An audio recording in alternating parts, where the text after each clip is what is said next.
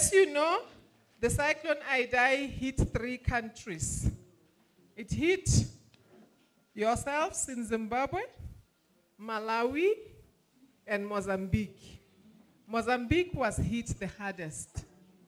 I'm very appreciative of the effort for Zimbabwe because it has made our work at SID easier, just a little bit. Because here we could send what we can, but the pressure for resources and manpower coming here was low because of your response on the ground.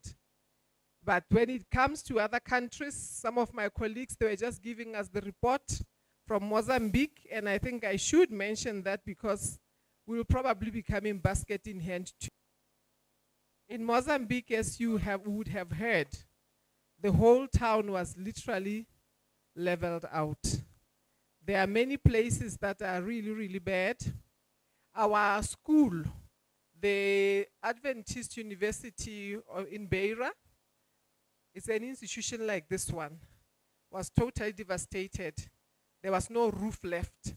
There are no books, there's no photocopy machine. A report that came from our president of the conference there, as we speak today, he's in a one-room, small room, him and his wife and 4 children. And he is grateful, as Mamsosu was saying, because he is alive. We have lost quite a few church members. We have lost almost all our churches in that area. We actually are very, very grateful for Maranatha because only the Maranatha churches remained standing. And the sad part was, as you know, Mozambique is not financially strong. It's a rather poor country. They had just finished painting and renovating those churches. Now they are totally devastated. If I were to show you the pictures, it's just devastating. We are, as a church, collecting clothes, collecting monies, collecting anything. The churches in South Africa have been very responsive. I believe one of the containers should have gone yesterday. Meals on Wheels is helping us to take it there. The whole world, of course, has responded to go to Mozambique. However, as people are, we all come in to a disaster area. Unfortunately, we seem to leave coordination behind. So what we are having is what in physics we call steric hindrance. You know, we have too many things in one place and very little movement. People are dying, children are dying daily because pregnant mothers, there is just so much. I was actually telling Mama Sosi that I'm not so sure what I'm going to do when I get to the office because I might find a ticket on my table. Let's pray for Mozambique. Our church is totally devastated. We're actually trying to raise funds to build houses for 3 of our workers. 2 of our pastors, as I'm speaking to you, they're just in a tent. And I'm telling you, our president, he's finding himself the little that we are sending, he goes house to house to share it with the church members because they have even no food there. So we are very grateful that in Zimbabwe, much as you are devastated, you managed to stand up. It's not that the people in Mozambique are not standing up. It's just that it's just too much. But they said when our teams went there, Elder Noel Sibanda went there, he came with a very heartwarming report. It will be strange when you hear it, but it's heartwarming all the same. Because many people were saying, and this was at night, many people died because it was at night. But they say, we thank God it was at night. Because when they woke up, of course they woke up in the shelters where they could. Outside, it was a cyclone. And of the houses are roofed with corrugated iron sheets. So the iron sheets were flying, you know, and as you can imagine, those are swords flying all over. When they woke up, they make jokes about it. They tell us that we were surprised to find by the second day, those houses that we knew for sure were not roofed before the cyclone. Now they are roofed with new iron sheets. Because what happened was almost all the houses lost their roofing and the metal sheets just piled in one place like that. So when they woke up, everybody said, oh, I don't have a cent. Everybody went to grab. Now, those who didn't have the strength but had the iron sheets before, ended up with no iron sheets after that. But they were grateful that it was at night because there were no people on the streets. It would have been worse. So even in such devastating times, there is always something to be thankful for. The Bible says, in all things, we give thanks. We give thanks. So please pray for Mozambique. I know you have your hands supporting Chimani Mani. Prayers will go away. Thank you very much in advance for those prayers. In November, a number of you perhaps seated here went to South Africa when we were training. We introduced you to a new program that we have launched in our division, addressing mental health issues, specifically addiction. The issue that we have at hand is that mental health is the leading, mental disabilities or mental challenges is the leading conditions. In case you don't know what we are talking about, mental health problems will include something that we have all heard about, and you are going to see it shortly more about: stress. It is a diagnosis there. Depression, suicide, eating disorders. All those, they fall under mental health. So if you think about it, you realize that where we all raised hands to know somebody with blood pressure and the like, we have all known somebody with a depression. Unfortunately, because they are not recognized and they are perhaps stigmatized in the church, we have a problem. Also stigmatized in the world. When we started off talking about HIV and AIDS, and we still haven't gone over that stigma, have we? We still have a bit of the stigma on HIV and AIDS. But the stigma on mental health is worse. Where you thought we had a problem with HIV and AIDS, with mental health, we have worse than that. Anyway, many of you got to attend the launch of Adventist Recovery Ministries. You can get online, just type Adventist Recovery Ministries.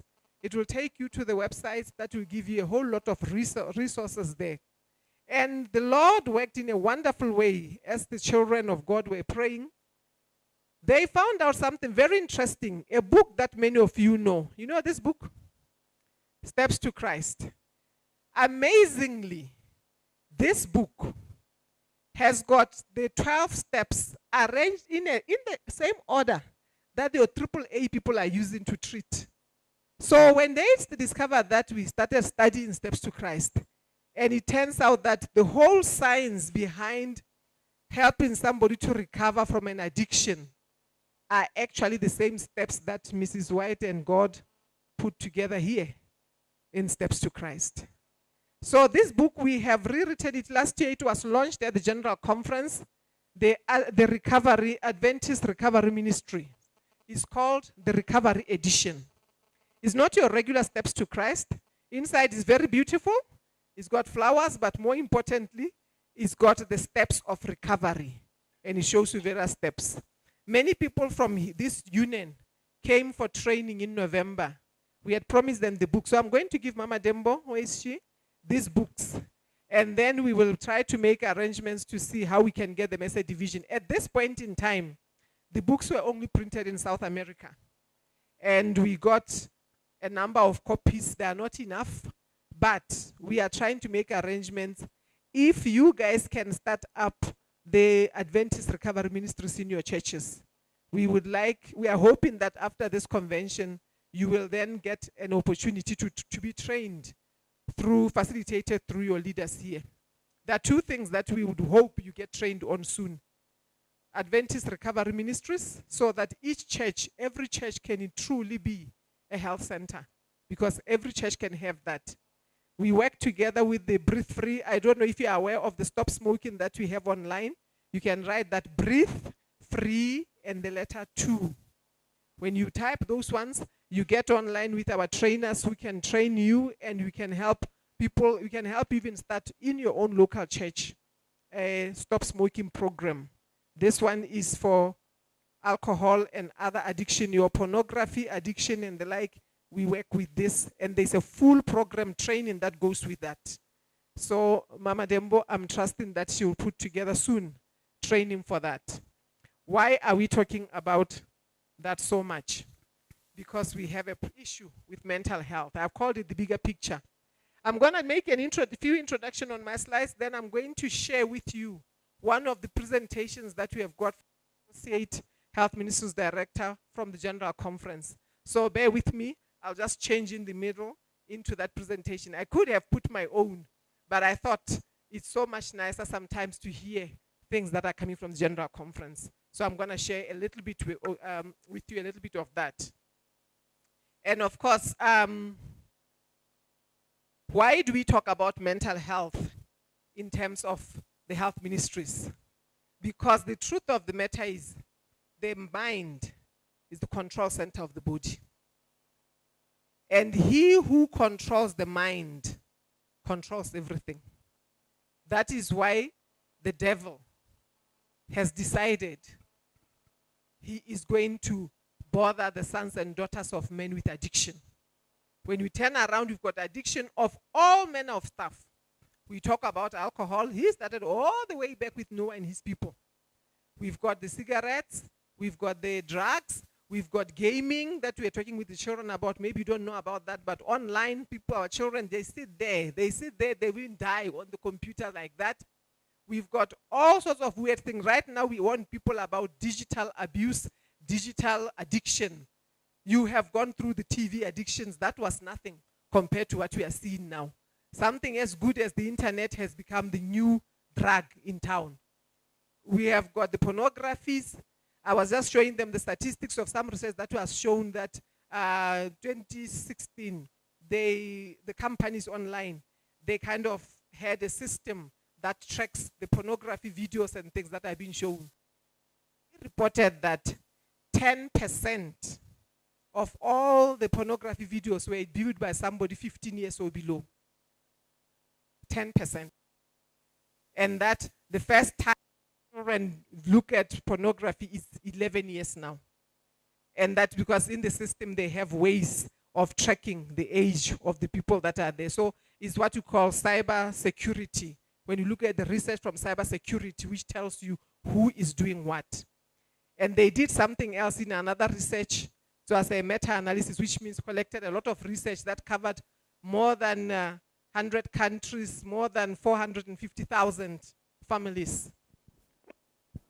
12.5% only of families knew that their children were accessing pornography online.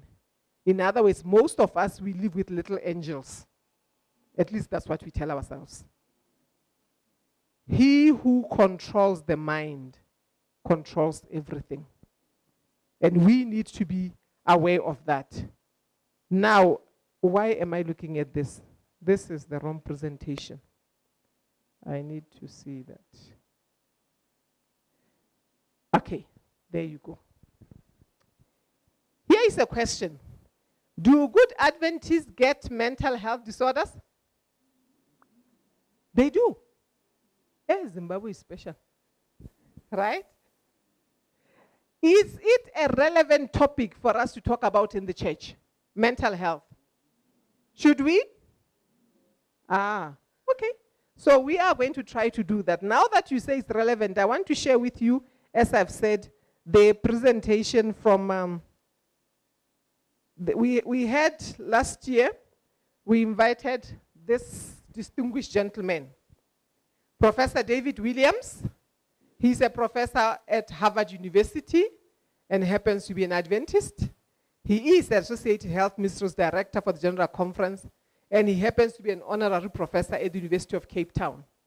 We invited him over and we gathered the health professionals like we have gathered you here. We were doing a series of things for the Gauteng for Christ. So as health ministries, we decided to reach out to professionals and to the upper cadres of our society. So we had a business breakfast with the CEOs and senior managers. He came to address them on these issues. And then we had health professionals, generally non-Adventist. We ran a CPD, and he came to address them. You have the privilege now. I want to share with you some of the highlights of what he said. He is a professor in social sciences, and he's a leading researcher with the TED Talks, those of you who know those kinds of things. He's a highly respected worldwide. He's the most published Black American in terms of mental health and human resource research. And he's an Adventist. So he normally comes and helps us out when we, and he is also an associate professor at the Loma Linda University. So most of these things, it is shared material, okay? He wanted to share with us a few facts. I think there are about 7 facts about mental health, which are important for the church. And I think it is important for us to know those facts. Fact number 1, mental disorders are very common in contemporary society. That's a fact we need to know, so that we need to know how to react and not think that you are the only one, because most of the time people think I'm the only one suffering alone. They are very common. And these are the statistics. The World Health Organization commissioned a study, and this study was actually to be carried out in over 32 countries that were in the whole region. All the regions, you know, the Euro-Asia, the Afro, the Pan-American, the regions of the world were involved in that. And they studied groups of people. So they came, like in our region, it was South Africa that was studied. They sent researchers here for 2 years. Then they were studying us on various aspects of mental health. And I'm going to share with you some of the statistics, because in studying that, that's how you get to find out how prevalent this thing is. When you have got all regions of the world covered, then when we say the condition is common, we are talking about real data. And I know I'm talking to a lot of medical professionals here and researching doctors. That is a very sad picture. Lifetime prevalence of any mental health disorder. Here, this is mental health. We are not talking about blood pressures and the like. It's specific to different disorders of the mind. South Africa was taken as, South Africa and Nigeria were representing our territories. Look at this, the green one at the bottom there. 47% of Americans at one point or another had a mental health disorder. That's almost 1 in 2 Americans would have one of the mental health disorders. By the way, addiction, alcoholism, drug addiction are classified as mental health disorders, because the whole system of craving is a mental health thing. When we have time, we could go through that cycle. But that pleasure, that wanting to do it again and again, that compulsiveness is a mental health. You are failing to control yourself. And so it is classified as a mental health disorder. South Africa, you see it in the red there, 30%. In other words, from the South African sample, and it was taken throughout the country and was studied for 2 years, 1 in 3 South Africans at one point or another had a mental health disorder. And Nigeria is doing very well, actually. And they studied Nigeria the same way they studied South Africa. All of them were asked the same questions. All of them, the records of the hospitals were assessed. It was a whole host of things that were being done.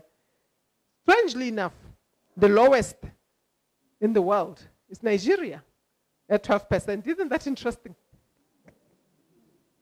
Followed by China at 13%. And these things were done by researchers who then standardized for everything that you can imagine. You know how you can standardize, ask, but China has got more people. What about this one? It was filtered and cleaned out for all those things so that it's totally standardized. I wish they had done Zimbabwe. Wouldn't you be interested to see that? Yeah. Unfortunately, it was a world study, but it gives us an idea. We are somewhere between 12 and 30%. The whole world is anywhere between 12 and 47%. So I don't know where we would fall on that. Conclusion of that, it is a prevalent condition. And this, for curiosity more than anything, because I use this also in South Africa. Like I said, he had come to present in South Africa. When you do it by breakdown, look at that. Western Cape is the area that almost has 40%. That 30% was like an average.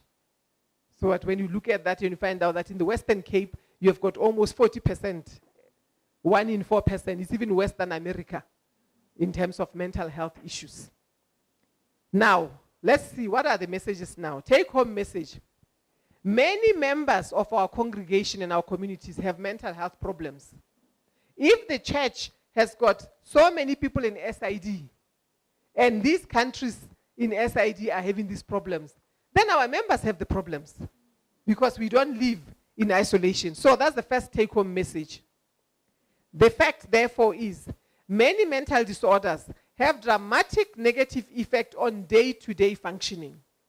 In other words, when you start having so many mental health conditions, unlike somebody with a limping leg, you have got serious problems because mental health affects a lot of things.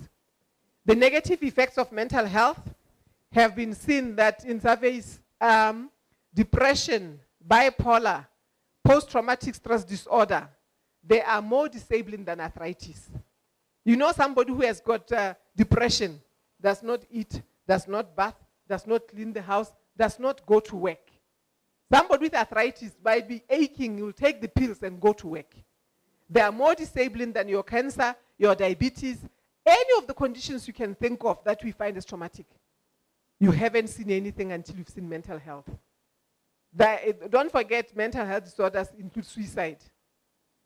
It kills you, even before the cancer kills you. So this is something very serious that we need to look at seriously. From the studies, they filtered out how many people missed work because of a medical condition. Any medical condition. The bottom one, all physical conditions say somebody will miss 14 days out of work. But look at that. The longest period will be bipolar disorder. And that should make sense to you. When somebody has a mental health disorder, what's the average number of days they'll be admitted? On average, about a month, right? Generally, it's minimum, actually. It's minimum a month you put somebody there. When you treat people for depression, what's the minimum number of months you have to give them the medication? At least 6 weeks. You don't expect them to get out of medication before 6 weeks. But when somebody has got these other conditions, they can go to work. Even your cardiovascular diseases miss only 6 days. They take that, you control the blood pressure. After 3-4 days, it is controlled. Mental health, you can't control it so quickly.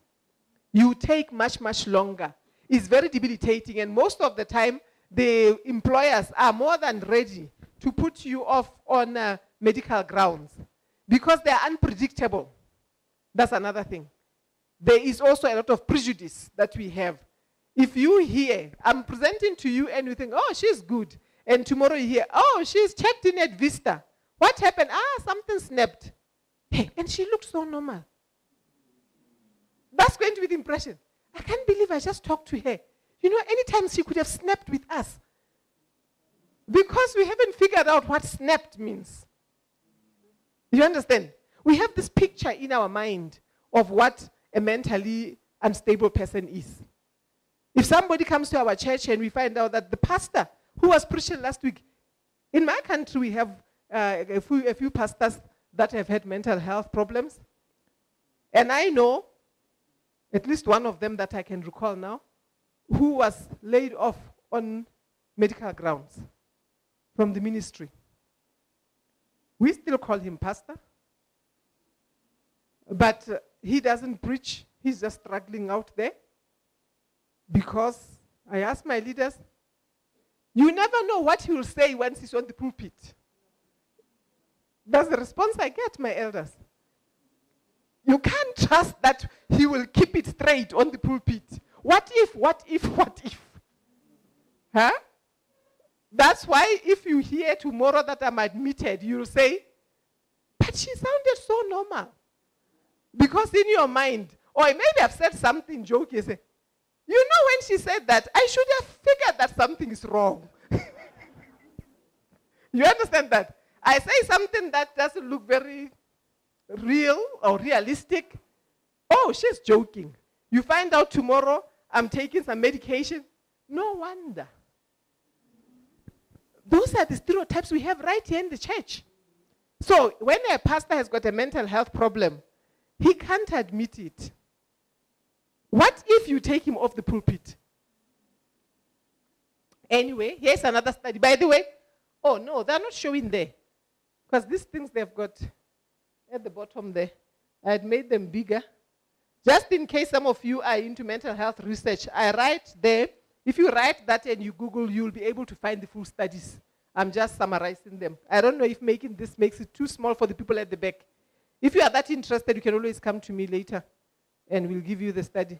Let me try to accommodate the people at the back. Okay? What does this screen say? I don't like this. Okay. Negative effects that you get on there. I've just mentioned a number of them. That is a long-term effect. Marriages break.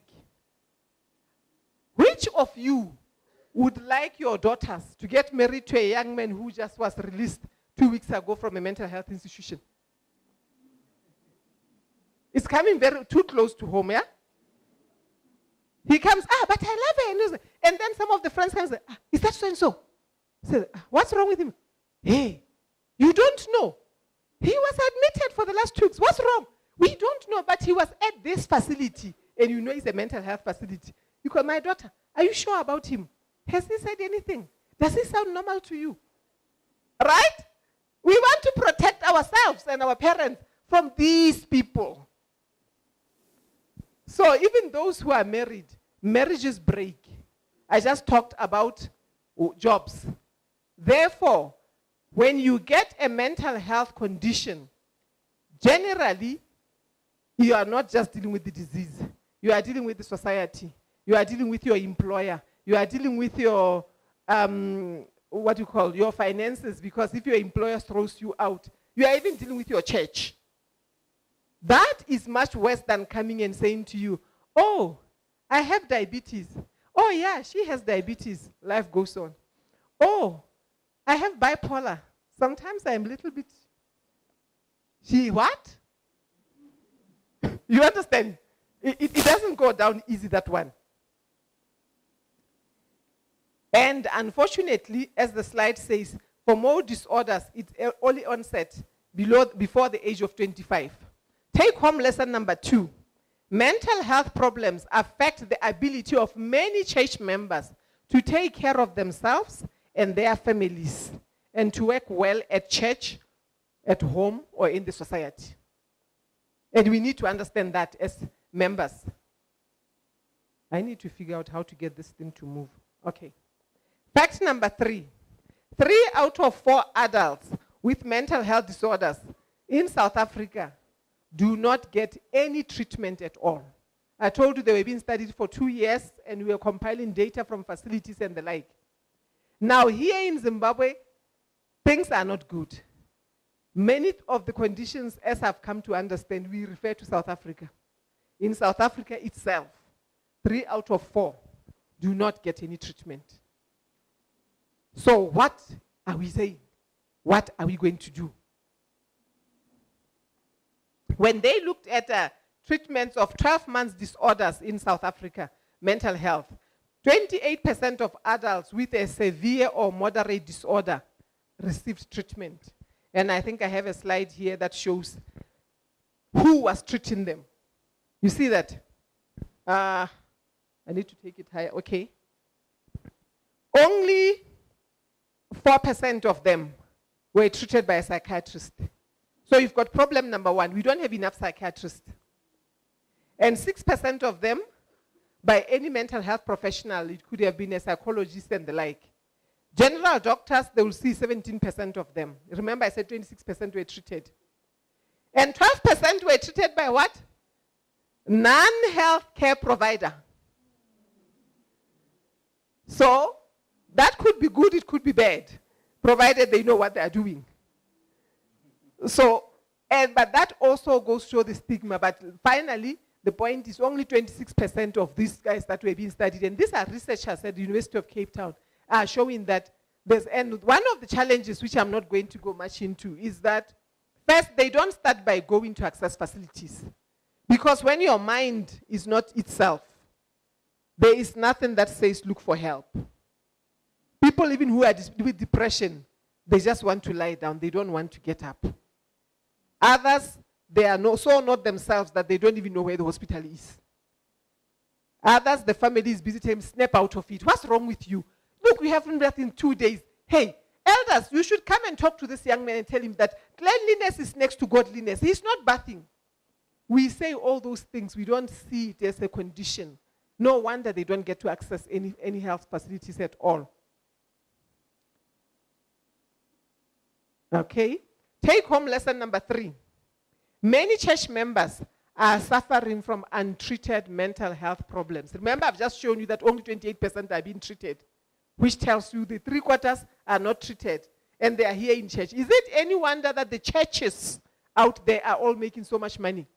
People are flocking there because people need help from anywhere, somebody, somewhere.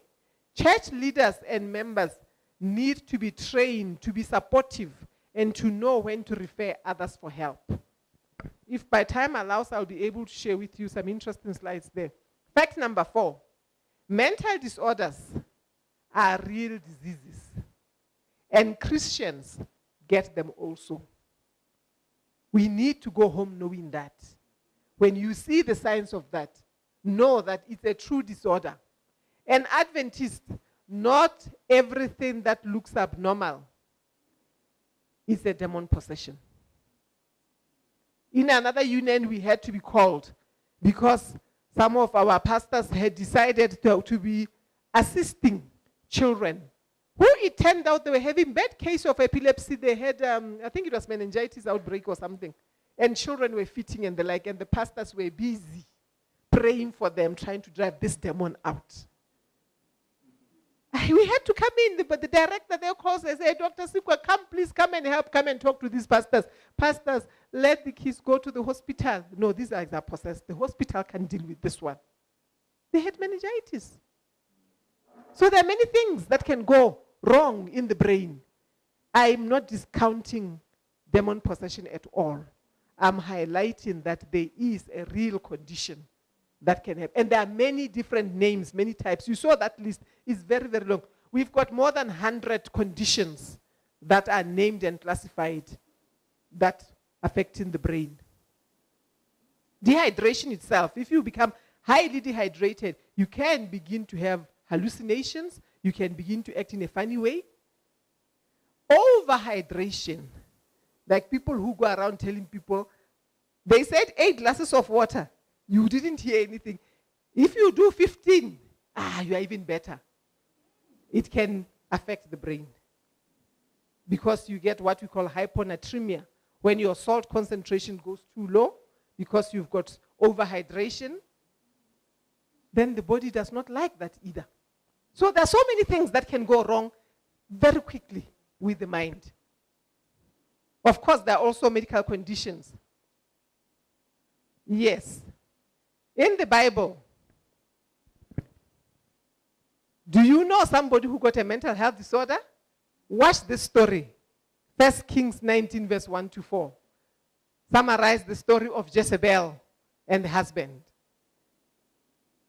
She, after Elijah had done what? Killed all of the prophets.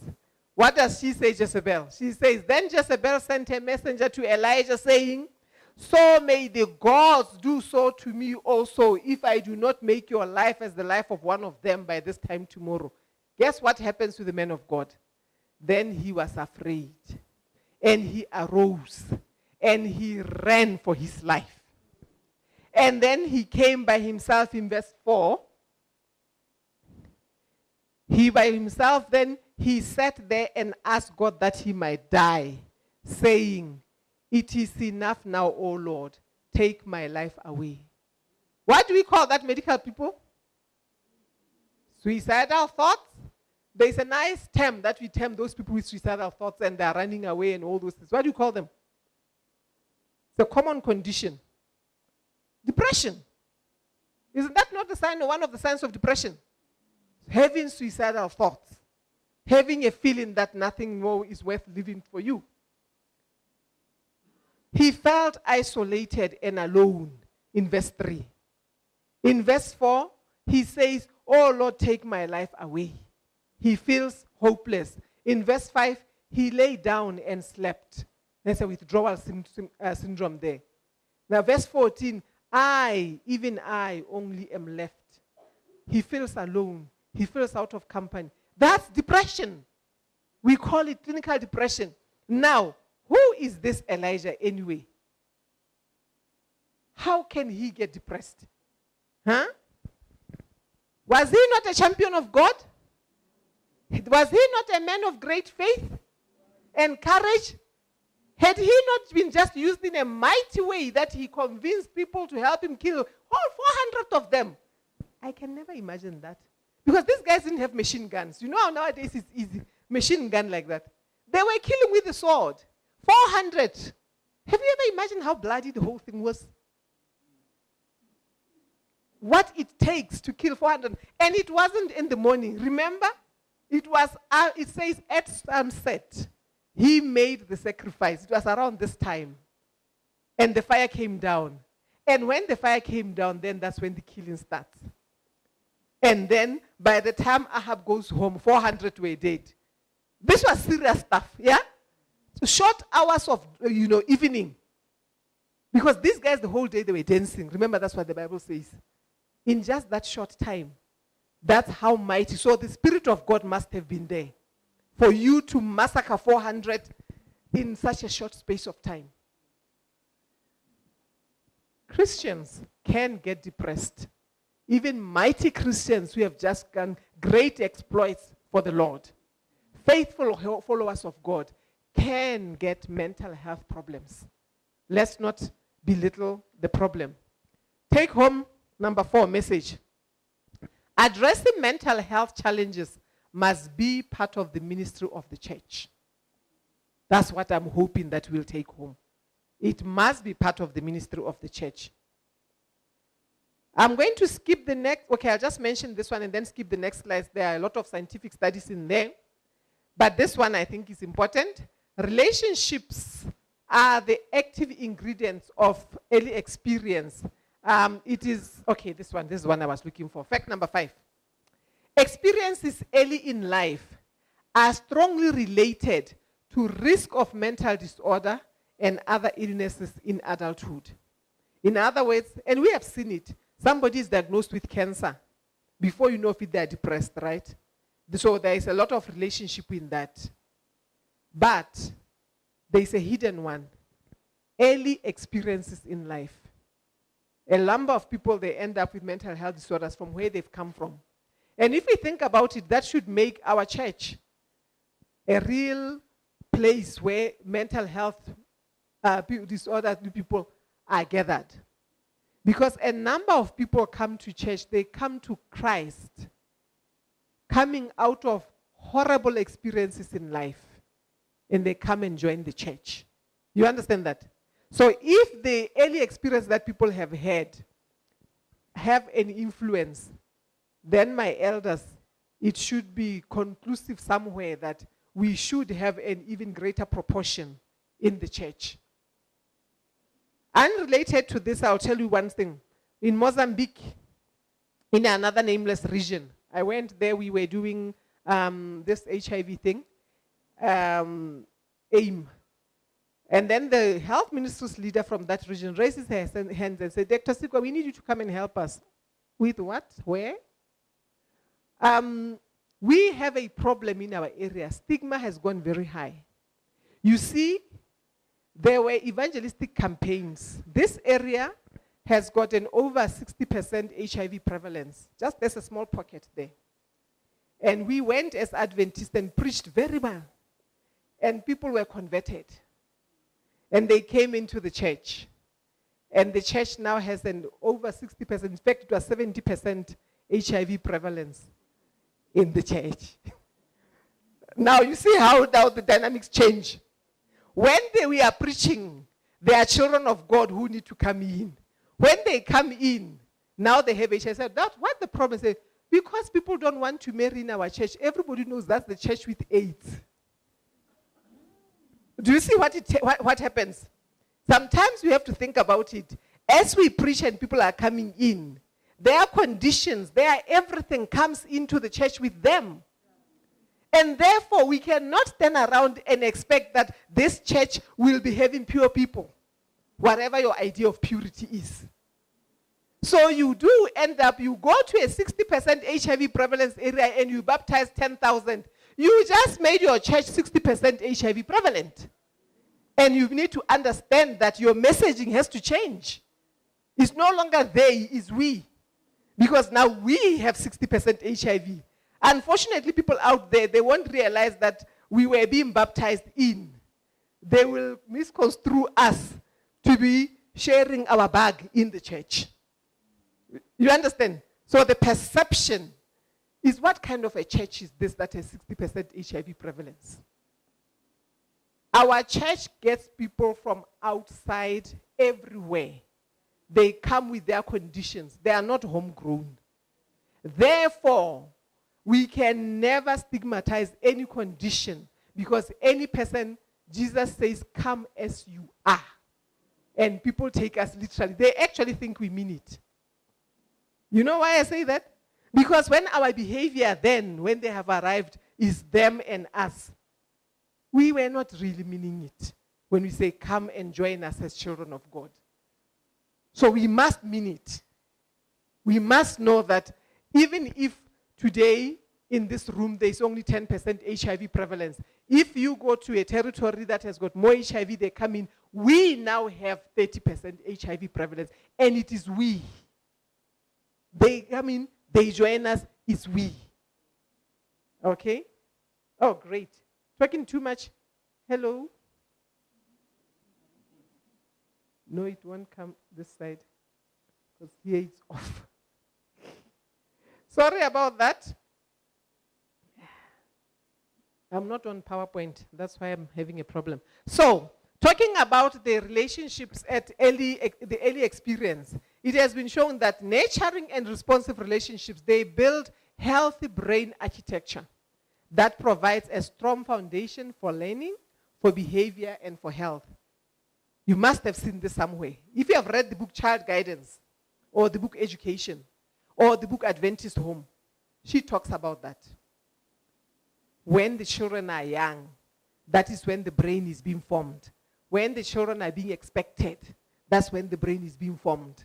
And those things, they begin to set them on the path for mental health disorder or not.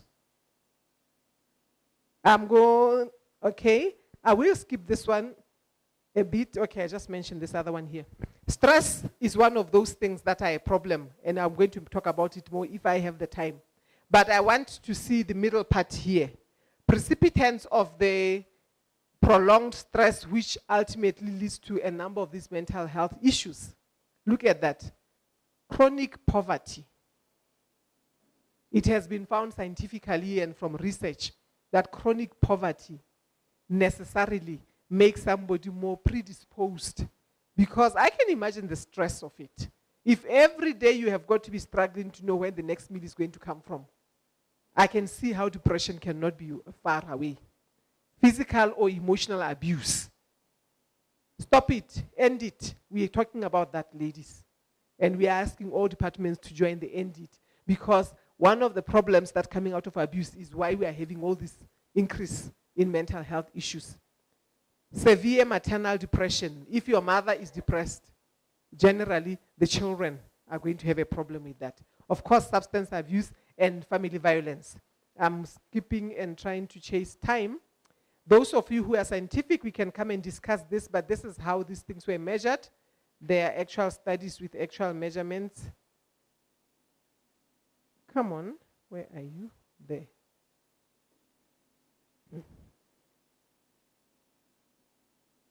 I told you it's a full study there. I'm just skipping those. Those of you in mental health interest, we can always look at this later in the evening. Another number 5, take-home lesson. Interventions to address mental health problems, therefore, need to start early. In other words, the programs that we have, we thank God for the Pathfinder programs, for the adventurous programs. Those programs are doing much more than we realize. They are establishing better people for the future. So we need to put even more energy into those programs, because they're intervening at the right level where the brain is forming and giving to us more resilient adults, more people who are going to be more able to resist these mental health issues. Did I go back? That was not meant to be.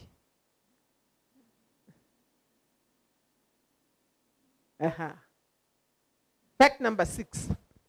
Every SDA church should be a community resource that offers protection and enrichment for young children by enhancing parenting skills. Family life.